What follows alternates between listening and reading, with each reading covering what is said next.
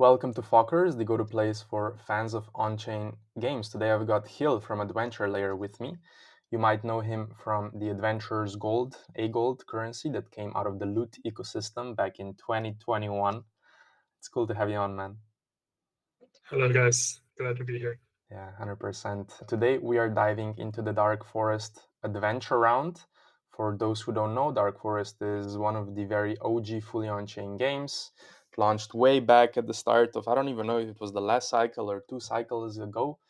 And because it's fully on-chain, anyone can fork it, remix it, spin up their own community rounds. And Adventure Layer here did exactly that. So they have a Dark Forest community round currently live with AGLD integration. So there are daily distributions of the token to the player base. So yeah, it's pretty cool that you're utilizing what's there. Dark Forest has definitely been a very important pillar for fully on-chain games, especially early on. Now there's more fully on-chain games to look to, but it's definitely an inspiration for many builders that are building right now. Cool to see you continuing the tradition. Thank you. Yeah, Dark Forest is the OG of fully on-chain games, and most of the members in the fully on-chain game community regard that as the first ever fully on-chain game. And technically, if you regard CryptoKitty as a game that's also fully on-chain, that's another topic for another day. But Dark Forest is definitely the most OG fully on-chain games out there. Yeah, 100%. Now, can you tell me why did you launch a Dark Forest community round and why now? Yeah, it has been a long run. So we get started involving into fully on-chain games since AGLD or Adventure Gold. So that was around the end of 2021. And for the past 4 years, we've been trying to figure out a way to, in simple terms, justify why games should be put fully on-chain. People talk about composability, and that's actually where we got started with Loot. And we've been trying to find a more easily understandable and convincing reason that, hey, look, this is the benefits that brings when you put the game entirely on the chain. And so one of the recent theses we come across together with the Supersets team is fully on-chain game as financial market. And so we figured out why financial markets in general, whether it's just token trading or futures contracts or different leveraging protocols or even DeFi, we keep wondering why do financial markets have this really strong product market fit in the permissionless environment of crypto. And one of the theses we come towards is that there are a lot of or a few really interesting characteristics of financial markets that when you look at it from design perspective, it really suits together with a fully transparent and fully traceable environment.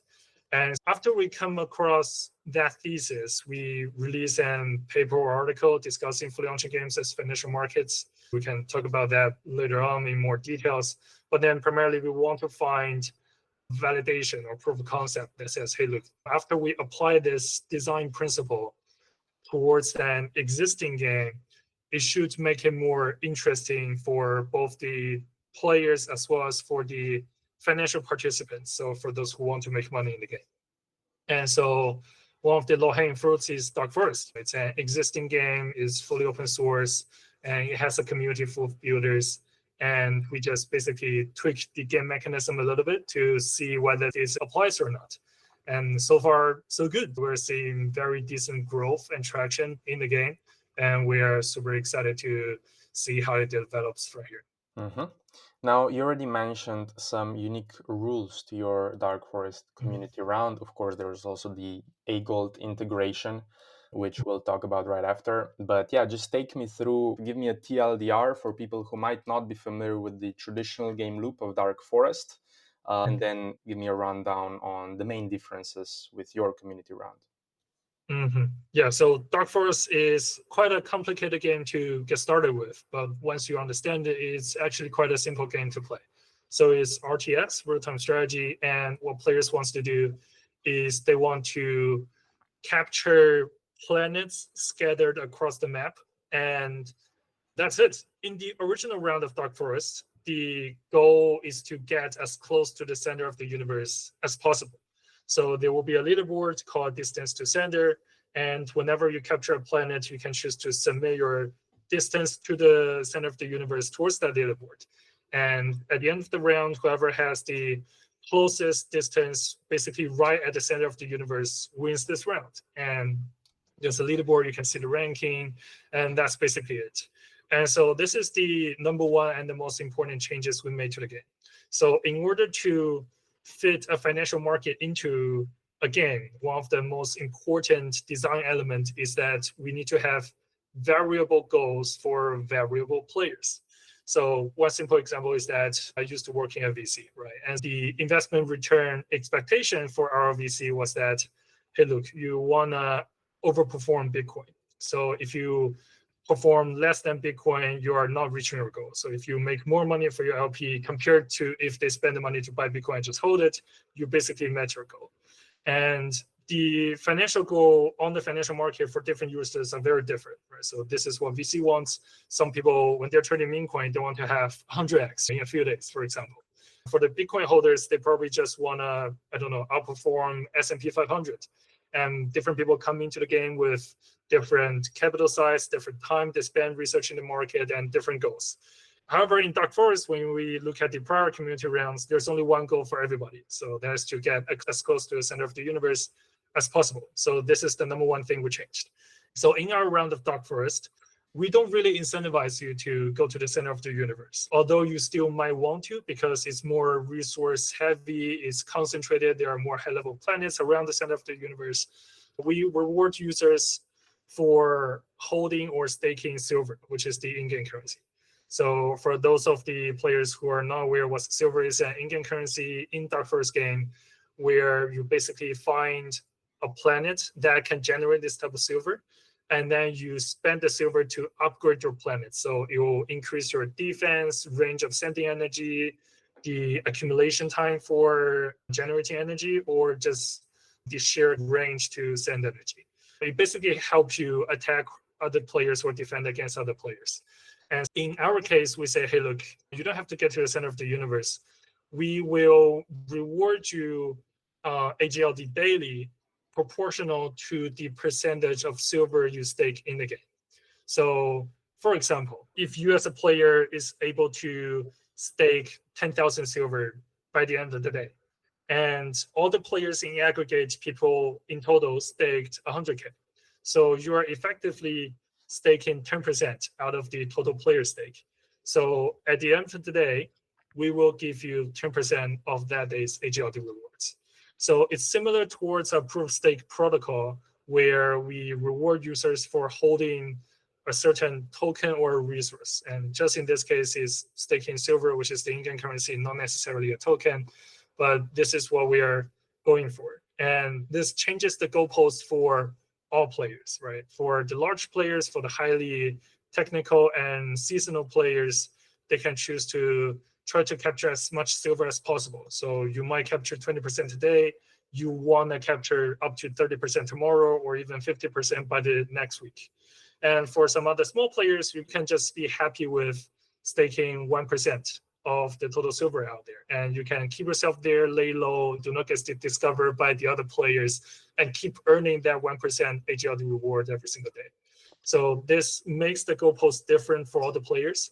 And this is the number one mechanism we changed. And that's actually the primary change. And other changes are rather minimal. So we do simplify the game a lot. We basically get rid of all the artifacts out there. So artifacts are something that's super powerful that allows you to send energy across the map really easily, that allows you to attack other people really consistently. And to avoid overcomplicating things, we just get rid of them. And we also implement another taxation and UBI system on top of the staking silver for AGLD rewards, starting from the second week of the game. So within the first week, we see that the top player is getting more than 40% AGLD per day. There are some pretty good players out there.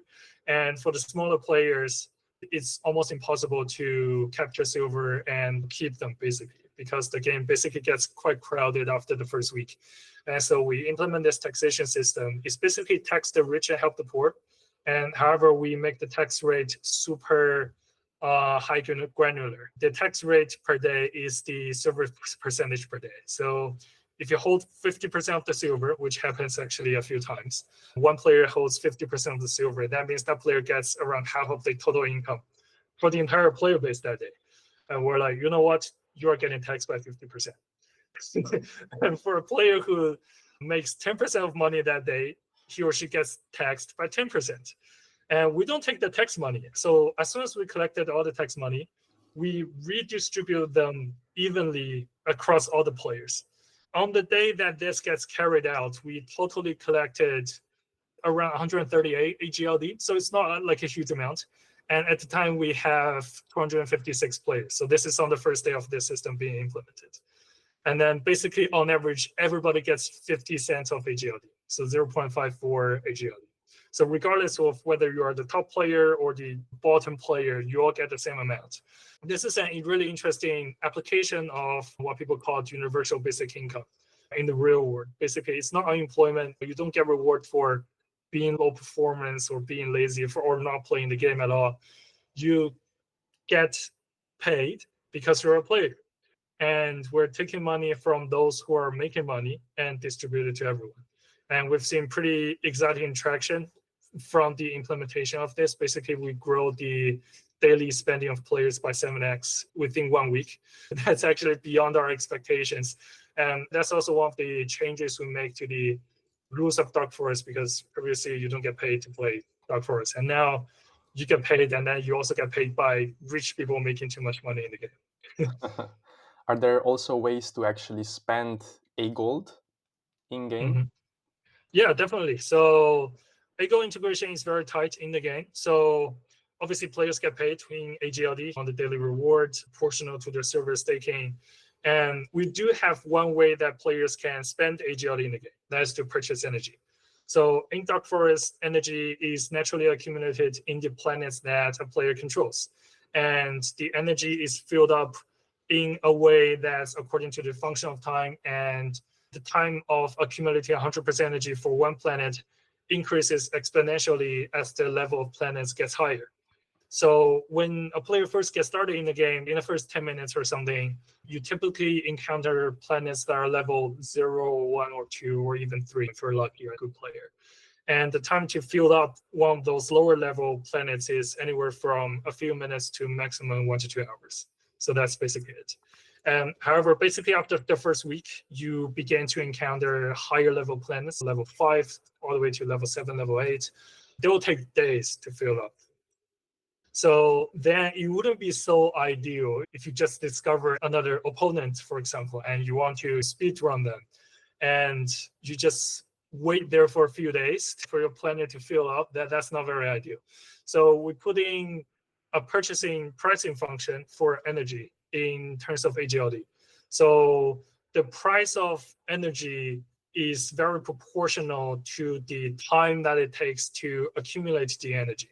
So for the lower level planets, I remember when I first started playing this game, for level 1 and 2 planets, it takes a few cents of AGLD, like 5 cents, 2 cents of AGLD, which is rather minimal amounts. And then if you get to higher level planets, so for example, if you want to fill up a level 7 from 0 to 100%, I remember it was roughly 1.6 AGLD. And during a heated battle, you might want to send a few rounds of those energies to your enemies. So if you're a heavy spender, you can spend anywhere from 10 to a few hundred AGLD per day if you're a heavy spender. So this is a way that allows people to speed run the energy accumulation time and basically tell people, hey, look, if you have capital size in the game, you have some certain advantage, which is very similar to financial markets, right? So when you're trading, if you want to be sustainably profitable, you have to have decent amount of capital size. You have to be lucky in some ways, and you have to be highly skillful. And Dark Forest itself is a highly skillful game. It's a real-time strategy game. It's highly skillful. You're competing with God knows how many players out there. You don't even see each other sometimes.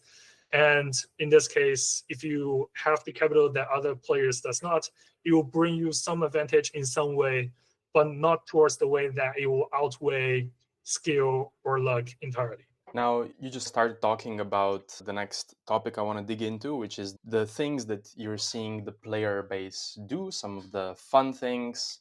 You Mhm, also mentioned that there was a player who was earning like 50% of the daily AGLD mhm, allocation to the mhm. rewards. Yeah, just tell me what has been the general reception of the player base. Who has the demographic been? As in, are these Dark Forest players? Is this a completely new player base you activated through the A gold distribution mechanism? Yeah, walk me through the situation. Yeah, so the player base we're seeing is primarily from the AGLD or Adventure Layer community. So a lot of our community members are originally the token holder or token trader communities. And this is actually the exact community we want to tackle with because we believe or we position this game to be a financial market in the first place. And then it just so happens that it looks like a game, it's fun to play, that sort of stuff. And then so when we are reaching out to those players, people are quite excited. Obviously, there's free AGLD up for grabs, but at the same time, there is a chance that you can earn money from other players potentially losing money or losing their return. So, for example, you might have a neighbor where you're attacking each other, and your neighbor just spent 100 AGLD yesterday buying up energy and something, and then let's just say they accumulate a pretty good percentage of A gold of silver that they expect to earn some decent percentage A gold by the end of the day. And then if you're strategic enough and smart enough, or if you're willing to spend towards some extent, you can capture their silver. You can capture the Khazar, which holds all the silver they accumulated for the past few days. And then you can change those silver from staked by your enemy towards staked by yourself before the end of the day, which is before snapshot. Then essentially you will be eating their lunch. So a lot of our community members are quite excited about this. And we primarily want to see player competition and then player spending in the game, right? Because we are building this proof of concept of Dark Forest to basically validate this fully on-chain game as financial market thesis. And one really funny spending pattern we're seeing is that in the first few weeks, in the first few days, actually within the first week, the spending pattern is pretty low key, right? We see some spending here and there, but no players are pouring money into the game. So on average, in the first week, we have daily in total spending 50 AGLD, 100 AGLD or so, which is not tremendous. By end of week one, we have around 200 players, right? So on average, people are spending 50 cents or something. And then after we implement the tax the rich and help the poor system, the spending from the rich goes up tremendously. And this is really surprising to us because when we are originally considering this, we're like, we're taking money that's supposed to be earned by the rich, we're taking that and giving it to the poor. So in theory, the poor people should be more willing to spend the money. But that's not what happens. What happens is that we significantly decrease the income of the top 3 or top 5 players. So that if you look at the income leaderboard, the top 5 to top 10 are like rapidly catching up to the top players. And perhaps that gives them hope. They're like, I can easily take down the top 1 players now. So people really begin to aggressively spend it. And this is counterintuitive. And we believe this might be really fun later on when we launch another future round, which runs basically indefinitely instead of ending in 30 days, that people will be making much longer term decisions and they might be willing to make much heavier investments into the game. And this taxation system is, I believe, industry first. I don't think we see any other taxations in a similar way to this. And this is really fun watching how the spending pattern of players change when we actually take money away from them. Yeah, no, it's always interesting to hear. Just as you said, this might be the first time that we've seen this type of financialization of a game, and yeah, it does seem counterintuitive at the start that everyone is now spending more money because of this taxation system.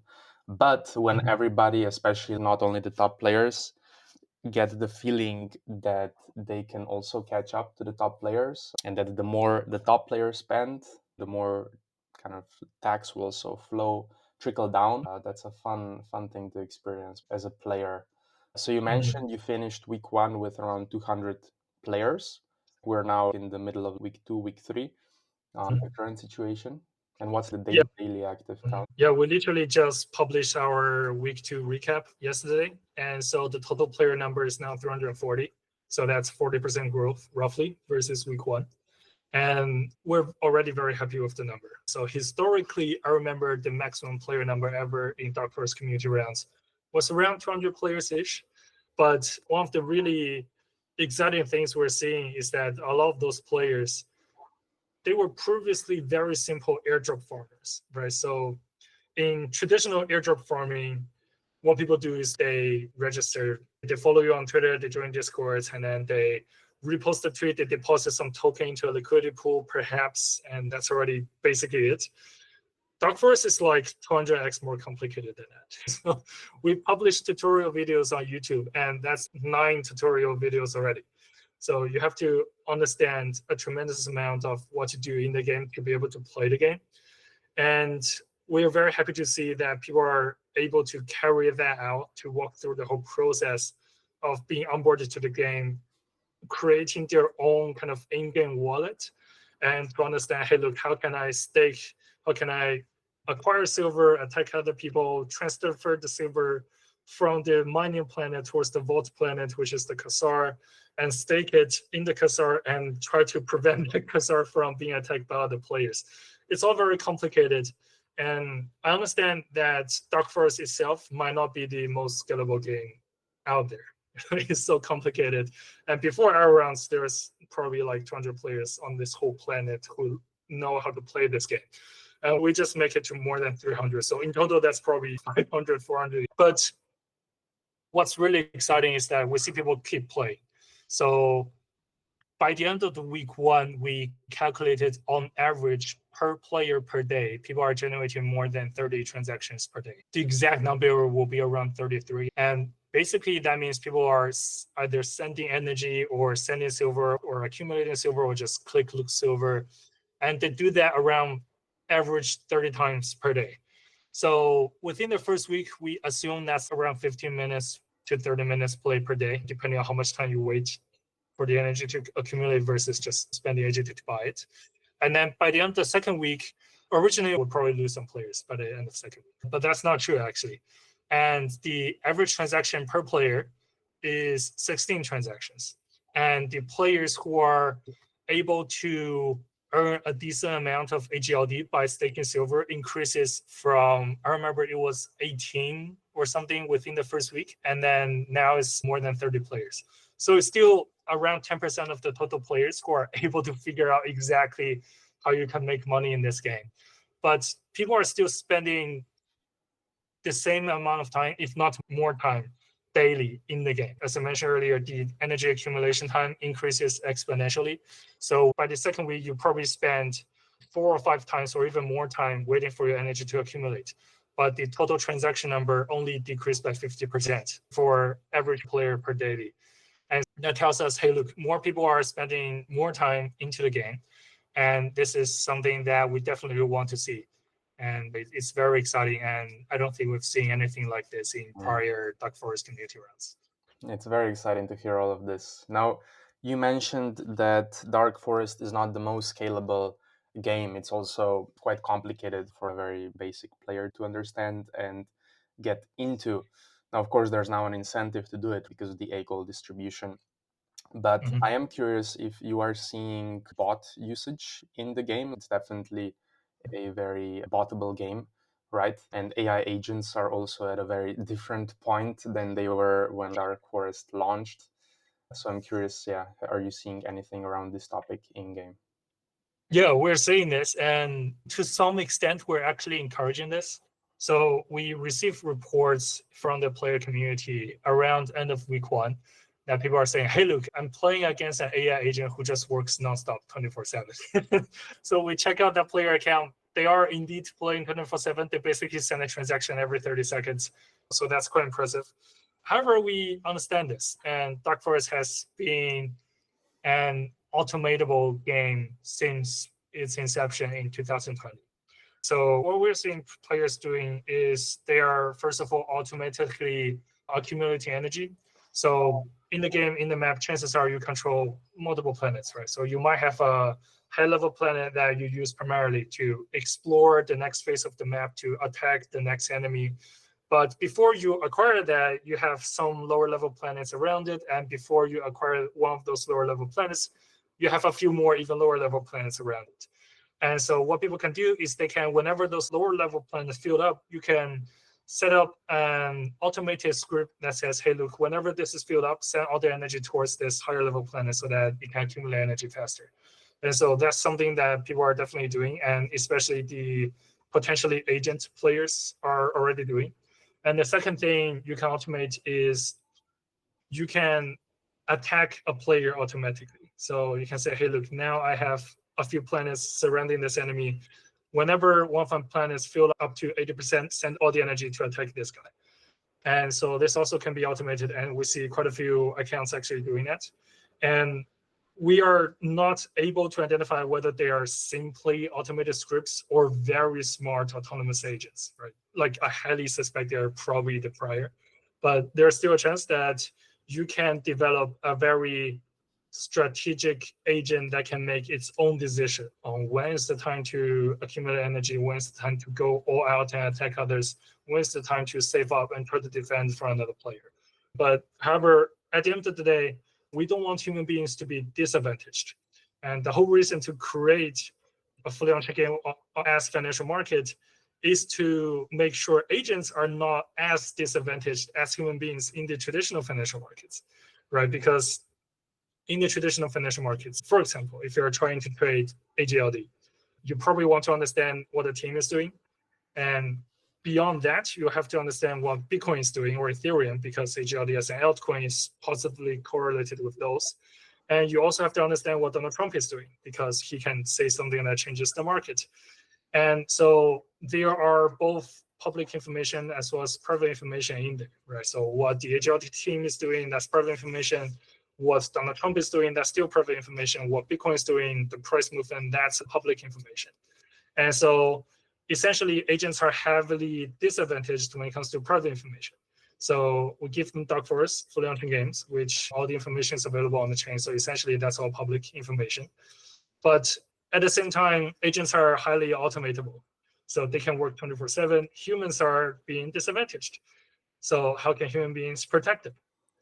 They can also employ AI agents, or at least automate some of the gameplay redundant stuff that they keep doing every single day. So by the end of the first week, we decided to put a series of tutorials to teach players how to build plugins, right? There are already a few open source plugins on the community GitHub that allows you to accumulate energy automatically, that allows you to attack other people automatically. And that's basically make you on par with what the agent is capable of doing. And later on, it's about if you are implementing the right strategy, or you can simply try to outspend the agent, right? Because if an agent is able to spend money, their number one priority should be to spend until they can no longer make money, right? Because at the end of the day, the owner probably want the agent to make money for them. And then as a human being, you can try to collaborate and put some money together. And if you can outspend the agent, you can really diminish their gameplay automation advantage. So in this case, we're encouraging the usage of AI, but at the same time, we don't want the human players to lag behind too much. Now, from what I understand, you've also framed Adventure Layer at this point as an AGLD powered L2 for AI native on-chain games.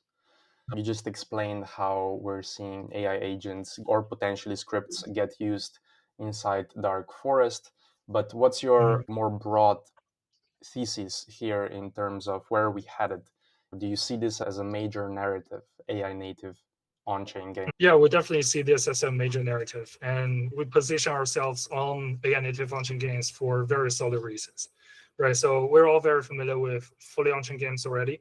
However, fully on-chain game itself does not derive or impose the value that's easily understandable, right? But AI native on-chain games, I believe, really fits in the value of having AIs on the chain. Like, why do we have AIs all around the place? And especially, why do we have AI in crypto on the blockchain? And I believe the largest unlock or empowerment of blockchain and crypto towards AI is we enable AI as sovereign on-chain individual that can be responsible for their own financials. And financialization or incentives or profits are an incredible metrics that agents can improve themselves upon. So think of agent as like a normal human being, right? So somebody who just graduated from college looking for a job. When you're at a job, let's just say you're in a normal office job, you have a corporate ladder, you have some KPI that your boss says, hey, look, if you meet this, I will keep your job, I will not fire you. If you meet this additional stuff, I'll give you a raise or give you a bonus. If you achieve additional goals, I'll give you a promotion. So those are not financial goals. They are goals tied towards a specific behavior. So if you secure this amount of customers, so if you reach this certain number on NPS. However, for agents, people have been training them in a very similar way. So if you have correctly identified the amount of cats in this picture, if you have correctly identified whether it's a crosswalk or not, if you have correctly helped your client book a plane ticket to somewhere, but they are not financial goals, right? So because us as human beings, we understand in order to improve the financial goals, there are different ways. You have to innovate. So you might work harder on a job. You might try to buy the lottery and win the lottery. You might try to play Dark Forest as a game, will give you additional incomes. There are different ways. So for an on-chain AI agent, because the blockchain is mostly free and transparent, the agents should be very good at identifying what kind of opportunities make the agent or the agent's owner the most amount of money, right? So it might be trading, it might be yield farming, it might be simply Ethereum staking, it might be playing Dark Forest on a venture layer. So essentially, we want to make sure that what if the existing financial products are built for human beings and not built for AI, right? So when we look at token trading, when we look at all the futures contract, it's almost impossible for agents to make money sustainably by using those financial products or participating in those financial products.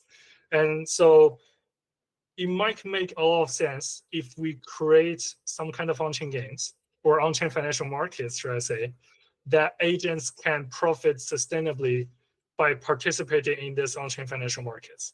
And if we design those financial markets in this way, we don't have to design it in a way that's similar to all the previously existing financial products that's built for human beings. Perhaps it can look like a game. Perhaps it can look like Dark Forest, which is very complicated. It's not easy for human beings to understand, but it's incredibly easy for agents to understand.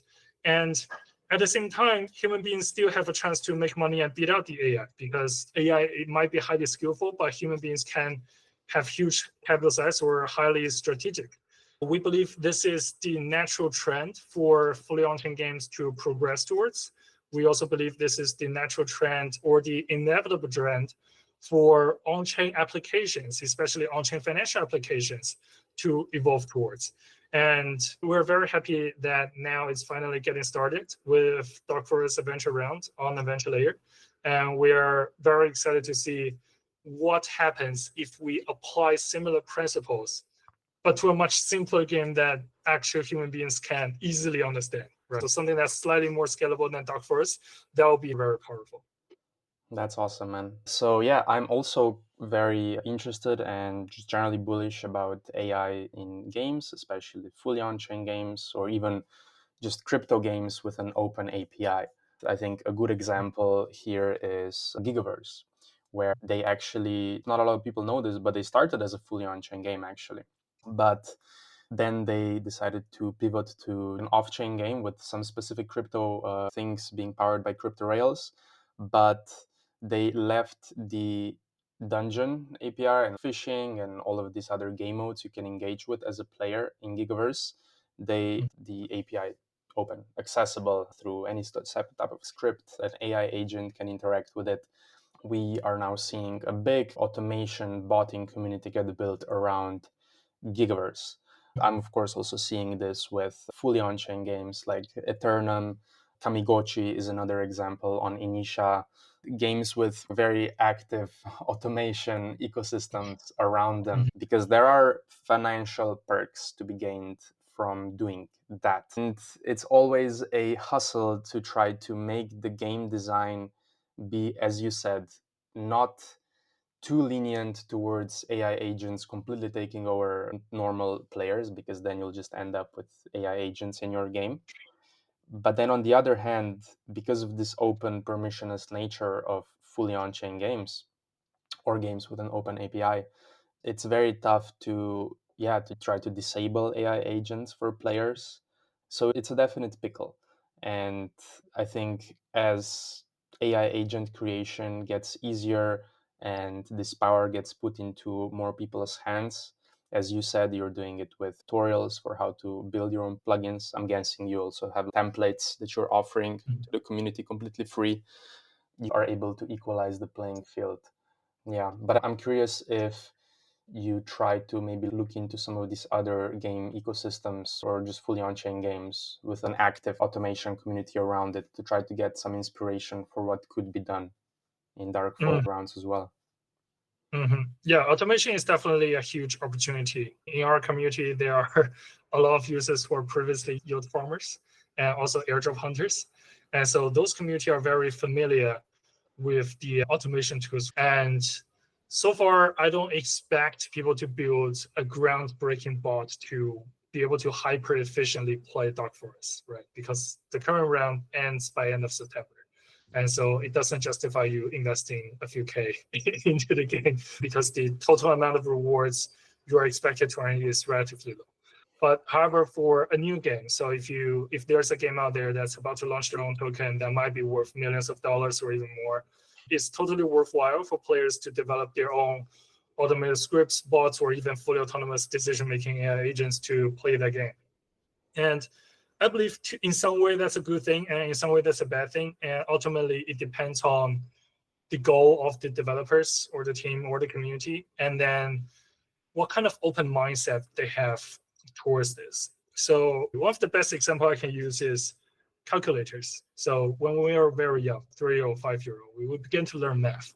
And we first began to learn to do additions, subtractions, that kind of stuff.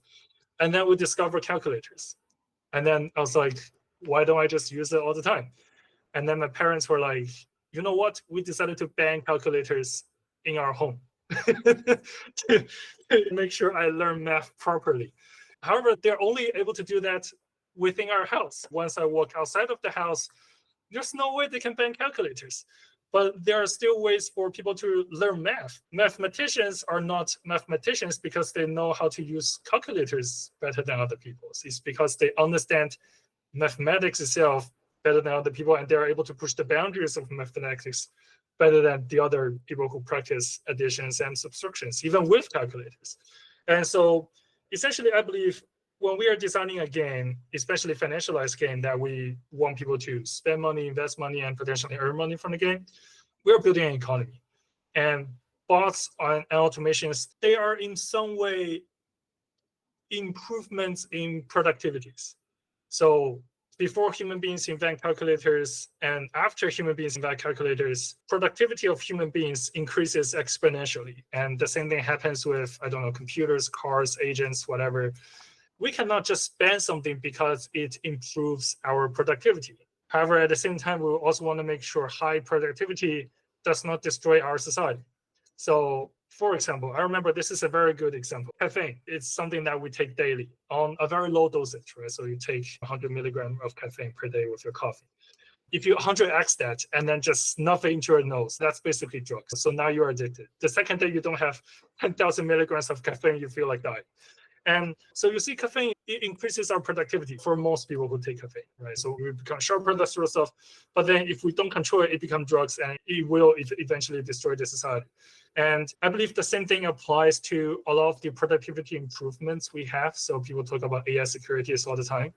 But when it comes to AI security, most of the Web2 security discussions around AI are involved around moral security, whether AI will provide you with advice on how to build a bomb, that sort of stuff. And in our case, we want to make sure the economy does not get destroyed by the AI. So the economy can be destroyed in various ways. We have two close calls. The first one is when an agent player, potentially highly potential agent player, make more than 50% of the entire income of the player base. That's when we decided to implement taxations. If the rich gets super rich and then not distribute that towards the poor people, and that creates inequality in the community. and that creates a lack of activity in the economy. That will kill. So we implement taxation to fix that. And the second attack is people try to farm our UBI system. So it's not even agent. They use a bot to create multiple game accounts. So at the time we have around less than 300 players, they put in 100 game accounts. They're putting 1,000 game accounts. And now we're like, okay, so before that, everybody gets 40 cents of AGLD per day. After that, people get 14 cents, which is like 70% lower. Okay, you know what? You have to hold at least one AGLD and then conduct 10 transactions per day to be considered as a player. We welcome agent players, but if you're just going to join the game and do nothing, and then take our social welfare for granted without taking care of the rest of the player base, you are not considered one of our community, or you are not considered a helpful AI in our economy. So that's the kind of productivity improvement that we will become alerted of and try to fix and try to make sure it's beneficial towards our community. So I guess similar train of thoughts will also apply to most of the games out there. If you just ban bots or automated scripts completely, you'll be sitting in rural age forever. Your economy will never improve. But whenever there's improvement, just make sure it does not destroy your economy. And then gradually we'll be able to find that balance. Yeah, I think it's a very good thing to understand for game designers. I think we'll see more and more of that in the next years when this technology becomes just easier to use, to access. I think people who are not technical, who are not developers, shy away from trying things with AI, even ChatGPT, like for normal use. They might use it for very basic things, but they get stuck when it comes to complex prompting and whatnot. And I think it's very interesting to see it specifically with Gigaverse, where the main automation tool that's used there is the Fireball platform built by Orden, who you might be familiar from Dark Forest days. I think they also won the second ever Dark Forest Championship. But they gate the platform only to people who are subscribers in Gigaverse. So Gigaverse has the juiced thing where, it's essentially a monthly subscription, you can call it, to be able to get more from the game with less time. Even though they're not financially benefiting from that subscription, they're still gating the automation to people who are using the subscription. But also Gigaverse itself has I think it's $25 to even start playing. So that's another Sybil resistant method. Even if you have AI agents who are playing, they still spend $25 to start playing, right? So I was also thinking maybe you could potentially test a Dark Forest community round powered by AGLD where you do a $2 entry fee, and that gets actually added to the overall season pool. We're seeing games like Cambria do that. Yeah, actually, as of now, if you are a new player, you have to have at least one AGLD to receive the daily UBI rewards. So that's basically one of the barrier of entry or cost of entry to anti-Sybil. And then actually, I just believe it's tremendously complicated to get onboarded towards Dark Forest Adventure layer. So you have to have some gas on your game account. So how do you get gas? AGLD is natively on Ethereum. So you either have AGLD on Ethereum wallet or in the exchanges. So you have to withdraw AGLD from exchanges towards your mainland wallet. And then we are a layer 2 on top of Berachain. So you have to bridge from Ethereum to Berachain and then Berachain to Adventure layer. So if you go through all of that, welcome, man. Like, welcome to the place where you get some free AGLD rewards. We really want to do a better job, and we'll make sure to make that experience much smoother for the next round. Yeah, looking forward to seeing how this develops. And of course, it does seem to me that you will be testing things out with future community rounds as well. I think we'll stay in touch and cover whatever happens in the future. Do you maybe have a message to the Dark Forest community, perhaps, but also general fully on-chain game enthusiasts? Yeah, so for the players out there, you're welcome to play the game. You're putting at least one AGLD, basically. And then we incentivize you to try this out and experience the beauty of this financial market design. And for all the builders out there, we really welcome you to have a look at our manifesto, at our docs, at our taxation design. And we believe this can be implemented in a lot of different games, right? Dark Forest is just something that's easy to get started with. But if you're building another game and you consider to make it a financial market, this should be a working way that's worthwhile for you to try out. And we're also super happy to support teams that are building towards this direction. So here at Adventure Gold DAO and Adventure Layer, we have more than $10 million of AGLD in treasury. We're happy to help anyone who's building this type of game, whether you're open for grants or investments or just user incentive support. We'll be very happy to have a look and potentially support your team or your players.